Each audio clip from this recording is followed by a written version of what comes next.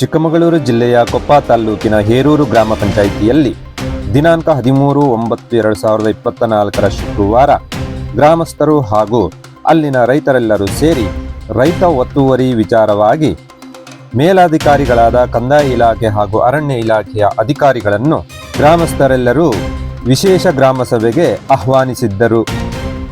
ಈ ವಿಚಾರವಾಗಿ ತಹಸೀಲ್ದಾರ್ ಹಾಗೂ ಅರಣ್ಯಾಧಿಕಾರಿಗಳು ಬಾರದೇ ಇದ್ದುದರಿಂದ ಇವರ ನಿರ್ಲಕ್ಷ್ಯದ ಕಾರಣ ಆಕ್ರೋಶಗೊಂಡ ಗ್ರಾಮಸ್ಥರು ರಸ್ತೆಯನ್ನು ಕೆಲವು ಗಂಟೆಗಳ ಕಾಲ ತಡೆ ಮಾಡುವುದರ ಜೊತೆಗೆ ತೀವ್ರ ಆಕ್ರೋಶವಾಗಿ ಪ್ರತಿಭಟನೆಯನ್ನ ಮಾಡಲಾಯಿತು.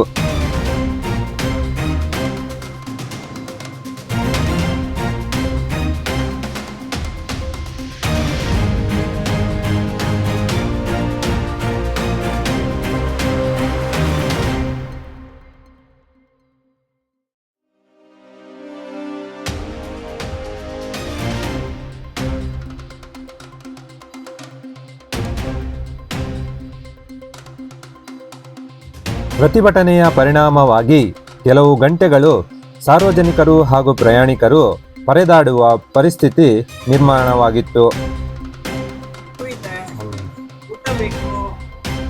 ಇಲ್ಲಿ ಬಸ್ನೊಳಗೆ ನಾವಿದ್ದೀವಿ. ಇವತ್ತು ರಸ್ತೆ ತಡೆ ಹೋರಾಟದಲ್ಲಿ ಇಲ್ಲಿ ತುಂಬಾ ತೊಂದರೆ ಆಗ್ತಿದೆ ಸಾರ್ವಜನಿಕರಿಗೆ ಅಂತ ರಸ್ತೆ ತಡೆಯಿಂದ ಹೇಳ್ತಿದ್ದಾರೆ. ಇಲ್ಲೊಬ್ರು ಮೇಡಮ್ ಇದ್ದಾರೆ, ಮಾತಾಡ್ತಾರೆ.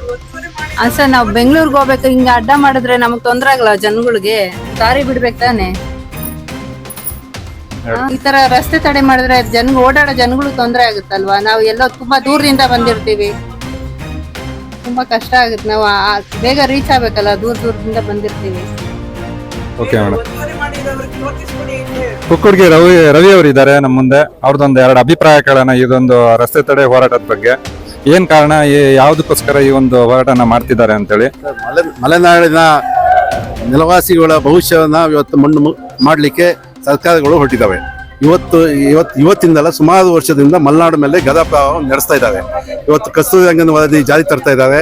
ಎರಡನೇದಾಗಿ ಇಲ್ಲಿರುವಂಥ ನಿವಾಸಿಗಳ ಸುಮಾರು 100 ವರ್ಷದಿಂದ ಮನೆ ಕಟ್ಟಿದಂಥ ಜಾಗಗಳು, ಇಲ್ಲಿರುವಂಥ ಶಾಲೆಗಳು, ಇಲ್ಲಿರುವ ರಸ್ತೆಗಳನ್ನೆಲ್ಲ ಸೇರಿಸಿ ಅರಣ್ಯ ಪ್ರದೇಶ ಅಂತೇಳಿ ಘೋಷಣೆ ಮಾಡ್ತಿದ್ದಾರೆ.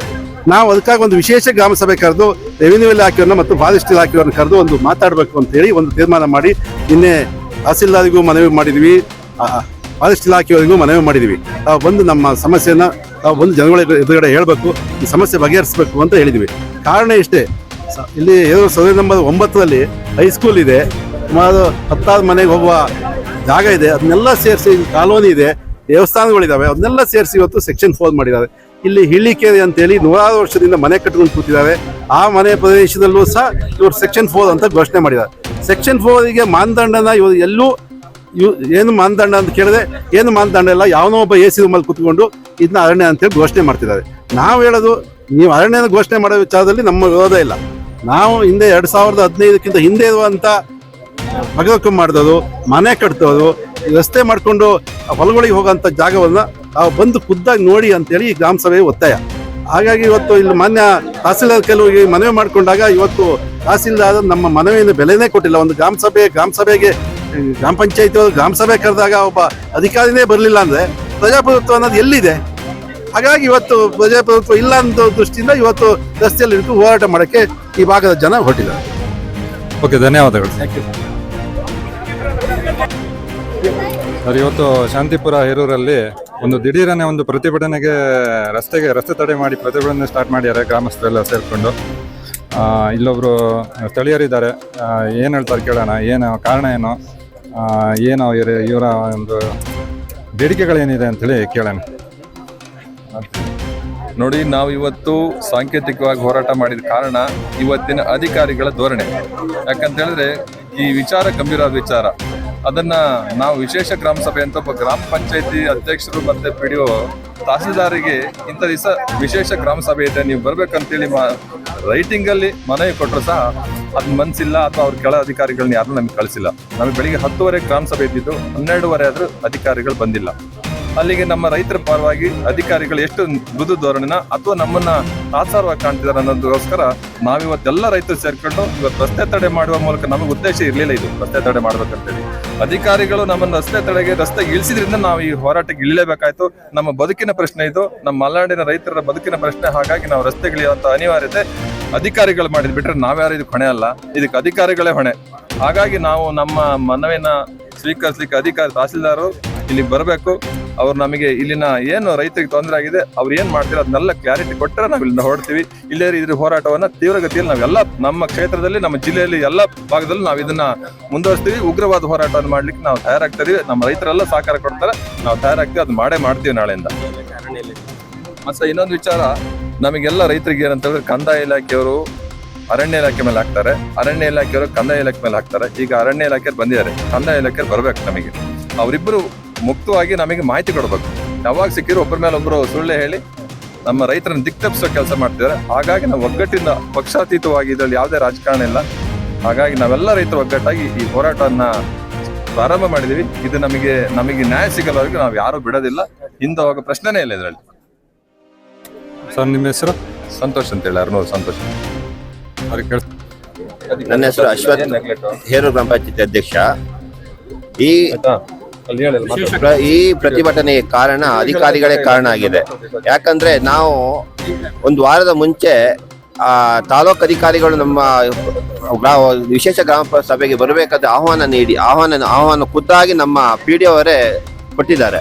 ಆದ್ರೆ ಅವರು ಇವತ್ತು ತಹಸೀಲ್ದಾರ್ ಅವರು ಯಾವುದೇ ನಮ್ಮ RI VA ತಿಳಿಸ್ತಾನೆ ಇವತ್ತು ಬೇರೆ ಮೀಟಿಂಗ್ ಹೋಗಿ ನಮ್ಮ ರೈತರುಗಳನ್ನ ಕಡೆಗಣಿಸಿರೋದ್ರಿಂದ ಇವತ್ತು ಈ ಪ್ರತಿಭಟನೆಗೆ ಅವರೇ ಮೂಲ ಕಾರಣ ಅಂತೇಳಿ ನಾವು ಹೇಳ್ತೀವಿ.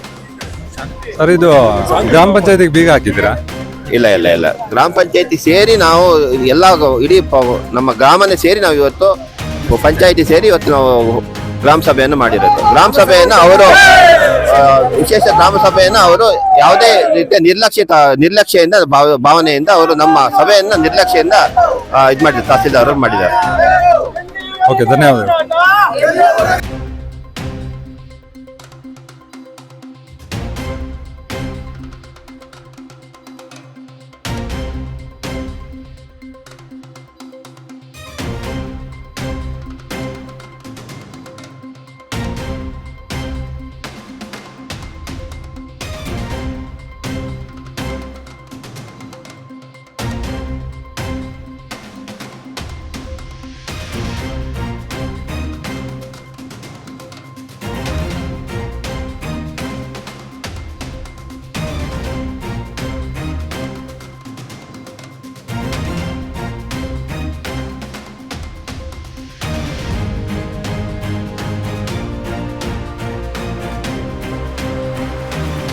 ಒಂದು ವೇಳೆ ಅಧಿಕಾರಿಗಳು ಬಾರದೆ ಹೋದರೆ ರಸ್ತೆ ತಡೆಯನ್ನ ತೆರವುಗೊಳಿಸುವುದಿಲ್ಲ ಹಾಗೂ ಪ್ರತಿಭಟನೆಯನ್ನ ತೀವ್ರವಾಗಿ ಮುಂದುವರಿಸುತ್ತೇವೆ ಎಂದು ಪ್ರತಿಭಟನಾಕಾರರು ಆಕ್ರೋಶವನ್ನ ಹೊರಹಾಕಿದ್ದರು.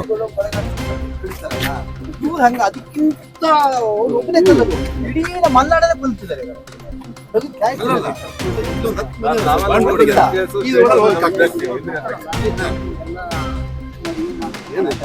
ಏನು ಮಾಡಕ್ಕಾಗ್ತದೆ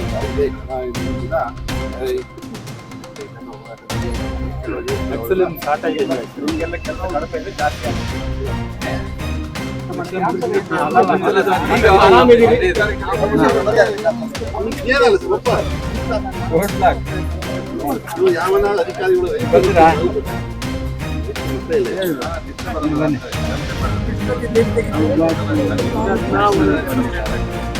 ನೀವು ನಮ್ಮ ಕೈಲಿ ಒಂದು ರೆಕಾರ್ಡ್ ಇದೆ. ಕಂದಾಯಾಧಿಕಾರಿ ಬಂದಿಲ್ಲ.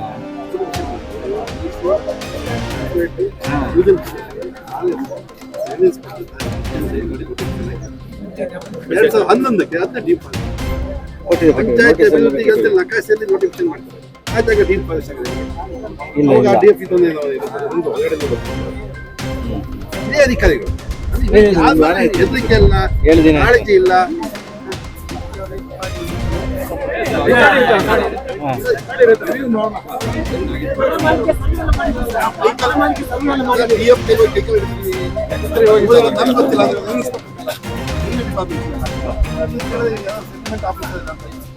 ನಾವಿಲ್ಲಿ ಹೊಸ ತಲೆ ಮಾಡಿದ್ವಿ, ಎಲ್ಲ ಪೊಲೀಸ್ ಅಂತ ಸೇರಿ ಎಲ್ಲರೂ ಸೇರಿ ತಲೆ ಮಾಡ್ತೀವಿ.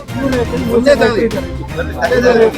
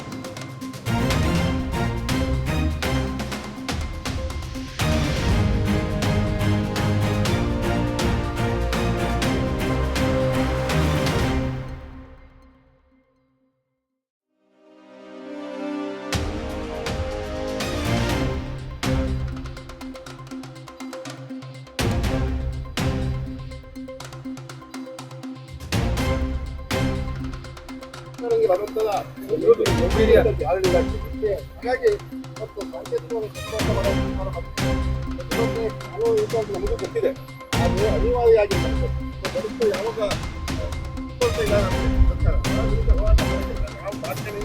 ಏನು ಇಲ್ಲ ಇನ್ನೂ ಹೋರಾಟ ಇವತ್ತು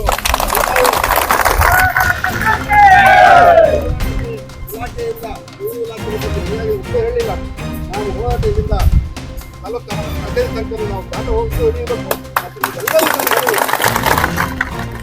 ಮತ್ತು ಅರಣ್ಯ ಇಲಾಖೆ ಏನು ಮಾಡಿದ್ರು ಬರಗಾಲ ನೀತಿ ಲೋಕಗಳಿಂದ ಅರಣ್ಯ ಇಲಾಖೆ ಜಾಗ ಬಿಡಿಸ್ಬೇಕು ಸೇರಿ ಪರಿವೇಶ ಎಲ್ಲೆಲ್ಲಿ ಮಾಡ್ಬೇಕು ಮಾಡಿ ಏನು ನೋಟಿಫಿಕೇಶನ್ ಮಾಡ್ಬೇಕು ಮಾಡಿ ಮತ್ತು ಎಲ್ಲವನ್ನೂ ಅರಣ್ಯ ಇಲಾಖೆ ಘೋಷಣೆ ಮಾಡಲಿಕ್ಕೆ ಎಲ್ಲ ಫೈನಲ್ ಹಂತಕ್ಕೆ ಬಂದಿದೆ.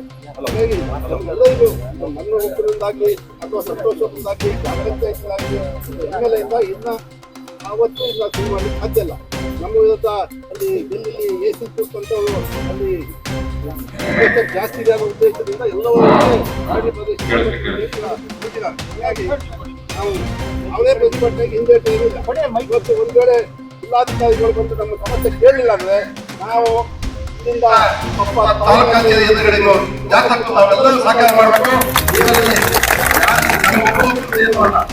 ಇದರಲ್ಲಿ ಪಕ್ಷ ಇಲ್ಲ ಮತ್ತು ಯಾವುದೇ ಉದ್ದೇಶವೂ ನಮಗಿಲ್ಲ. ನನಗೆ ಸೂರ್ಯ ಮೇಲೋ ನನಗೆ ಯಾವ ದ್ವೇಷವಿಲ್ಲ, ರಂಗನಾಥ್ ಫಾರೆಸ್ಟ್ ಮೇಲೋ ನನ್ನ ದ್ವೇಷ. ನಮಗೆ ಅರಣ್ಯ ಇಲಾಖೆ ಮತ್ತು ರೆವಿನ್ಯೂ ಇಲಾಖೆ ಜನಸಾಮಾನ್ಯರ ಕಷ್ಟ ಇಲ್ಲ.